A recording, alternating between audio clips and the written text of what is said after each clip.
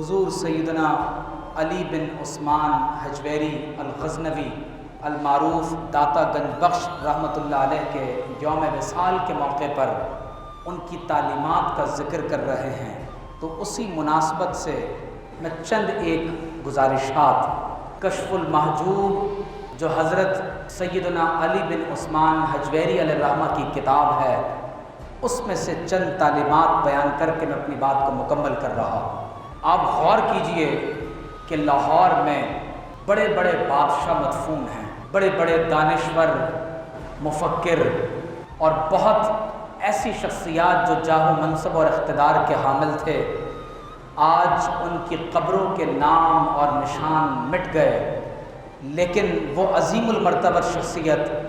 جنہوں نے آج سے کم و بیش 1000 سال پہلے آپ نے اسلام کی دعوت اور تبلیغ کا ایک ایسا عظیم کام سر انجام دیا ہے کہ آج بھی آپ کی محبت لوگوں کے دلوں میں موجود ہے۔ اور اللہ تعالیٰ نے فرمایا فَاذْكُرُونِی، اے بندے تو مجھے یاد کر۔ تو جب کوئی اللہ کے بندے اللہ کا ذکر کثیر کرتے ہیں تو وہ اللہ کا ذکر کرتے کرتے مذکور ہو جاتے ہیں، اور اللہ نے فرمایا فَاذْكُرُونِی أَذْكُرُكُمْ، تم مجھے یاد کرو میں تمہارا ذکر کروں گا۔ تو 1000 سال گزرنے کے بعد بھی آج بھی ان اولیاء کرام کا ذکر کیوں ہو رہا ہے؟ کیونکہ ہندوستان میں اگر آپ اسلام کی روشنی دیکھ رہے ہیں تو وہ ان صوفیاء کرام کی خدمات کا نتیجہ ہے۔ آپ فرماتے ہیں کہ حضرت ابراہیم ادھم رحمۃ اللہ علیہ فرماتے ہیں کہ ابراہیم بن ادھم فرماتے ہیں کہ میں نے ایک رستے میں ایک پتھر سر راہ پڑا ہوا دیکھا، اس پر لکھا ہوا تھا کہ مجھے الٹاؤ اور پھر پڑھو۔ تو ابراہیم بن ادھم فرماتے ہیں کہ میں نے اس پتھر کو الٹا کیا تو اس پر یہ لکھا ہوا تھا کہ تو معلوم شدہ چیز پر تو عمل نہیں کرتا، پھر اس چیز کا متلاشی کیوں کر ہے جس کا تجھے علم ہی نہیں۔ تو حضور سیدنا علی بن عثمان حجویری فرماتے ہیں کہ حضرت حاتم اسم نے فرمایا کہ میں نے 4 علم اختیار کر لیے اور باقی علوم سے نجات حاصل کر لی۔ پوچھا گیا وہ کون سے علوم ہیں؟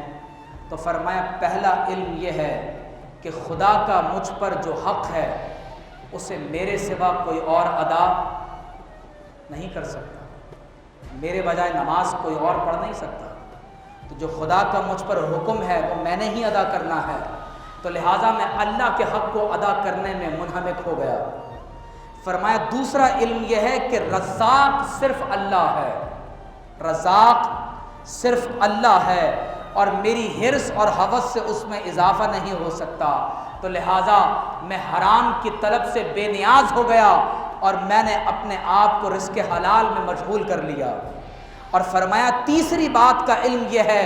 کہ موت سے فرار ممکن نہیں، لہٰذا میں ہر وقت مرنے کے لیے تیار ہو گیا۔ اور میں نے چوتھا علم یہ حاصل کر لیا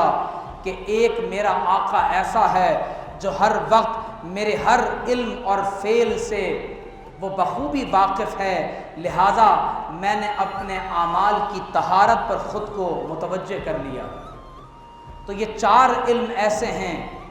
جن کا علم حاصل کرنا ہر صاحب ایمان کے لیے بہت ضروری ہے۔ پھر آپ ارشاد فرماتے ہیں اولیاء کے لباس میں خیانت کرنا جائز نہیں، کیونکہ جھوٹا ولی بننے سے بہتر یہ ہے کہ تم حقیقی مسلمان بن جاؤ اور جھوٹے دعوے کرنے سے باز رہو۔ فرماتے ہیں کہ ایک مرتبہ میں اپنے مرشد کے ساتھ آذربائیجان کے ملک سے ایک مقام سے گزر رہا تھا، تو فرماتے ہیں کہ میں نے دیکھا کہ 3 گدڑی پوش جنہوں نے پیبند لگا ہوا لباس پہنا ہوا ہے، تو وہ گندم کے ڈھیر کے پاس جھولیاں پھیلا کر کھڑے ہوئے ہیں تاکہ کسان اس میں کچھ دانے ڈال دیں۔ لباس صوفیہ کا، اولیاء کی طرح کا لباس پہنا ہوا ہے، لیکن کسانوں کے پاس جھولیاں پھیلا کر کھڑے ہوئے ہیں۔ تو فرماتے ہیں کہ ہمارے شیخ اس طرف متوجہ ہوئے اور ان لوگوں کو دیکھ کر کہا کہ اولئک الذین اشتروا الضلالۃ بالہدی فما ربحت تجارتہم، یہ وہ لوگ ہیں جنہوں نے ہدایت کو چھوڑ کر گمراہی کو پسند کر لیا ہے۔ تو آپ فرماتے ہیں کہ میں نے اپنے مرشد سے عرض کی کہ یہ لوگ کس بے حرمتی کی وجہ سے اس آفت میں مبتلا ہو گئے کہ دنیا داروں کے سامنے جھولیاں پھیلا کر کھڑے ہوئے ہیں کہ کوئی بھیک ان کے دامن میں ڈال دی جائے۔ تو آپ فرماتے ہیں کہ میرے مرشد نے مجھ سے ارشاد فرمایا کہ ان کے پیروں کو مرید جمع کرنے کی حرص تھی، اللہ تعالیٰ نے ان کے مریدوں کو مال دنیا جمع کرنے کی حرص میں مبتلا کر دیا۔ تو انسان جس طرح کے لوگوں کی صحبت میں رہتا ہے، انسان پر وہی اثرات مترتب ہوتے ہیں۔ اگر ہم ایسے لوگوں کے ساتھ رہیں گے جو حرص، ہوس اور لالچ میں ہوں، تو یقینی طور پر انسان پر ان لوگوں کی صحبت اثر کرتی ہے۔ آپ فرماتے ہیں کہ سید الطائفہ حضرت جنید بغدادی رحمۃ اللہ علیہ ایک مرتبہ ایک جگہ سے گزر رہے تھے، تو گزرتے ہوئے دیکھا کہ کھڑکی سے ایک خوبصورت نوجوان آپ کو دیکھ رہا ہے۔ جنید بغدادی ایک راہ سے گزر رہے ہیں اور ایک نوجوان کھڑکی سے آپ کو دیکھ رہا ہے اور نہایت ہی حسین و جمیل۔ تو معلوم کرنے پر پتہ چلا کہ یہ یہودی ہے، بہت خوبصورت اور حسین و جمیل۔ تو آپ نے اسی وقت اللہ کی بارگاہ میں ہاتھ اٹھا دیے اور فرمایا کہ اے رب کریم، تو نے اس کو کس قدر حسین و جمیل بنایا ہے، تو اس نوجوان کو میرے حوالے کر دے۔ یاد رکھ لیں کہ حدیث قدسی میں ہے کہ اللہ تبارک و تعالی ارشاد فرماتا ہے کہ جب کوئی میرا بندہ نوافل کی کثرت سے میرے قریب ہو جاتا ہے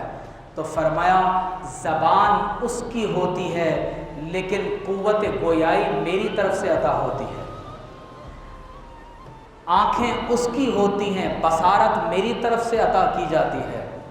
کان اس کے ہوتے ہیں اور قوت سماعت اللہ کی طرف سے عطا ہوتی ہے۔ اور اللہ نے حدیث قدسی میں فرمایا کہ جب میرے ایسے بندے کسی بات پر مجھ سے دعا کر لیں تو میں ان کی دعا کو کبھی رد نہیں فرماتا۔ تو جنید بغدادی نے ہاتھ اٹھا دیے کہ اے رب کریم، تو نے اس نوجوان کو کس قدر حسین و جمیل بنایا ہے، اسے میرے حوالے کر دے۔ بس دعا کر کے آمین کہا۔ اس یہودی نوجوان کی نظر آپ کی صورت مبارکہ پر پڑی۔ حدیث میں یہ ہے کہ ولی کی تعریف کیا ہے؟ فرمایا ولی کی تعریف یہ ہے کہ جب تم انہیں دیکھو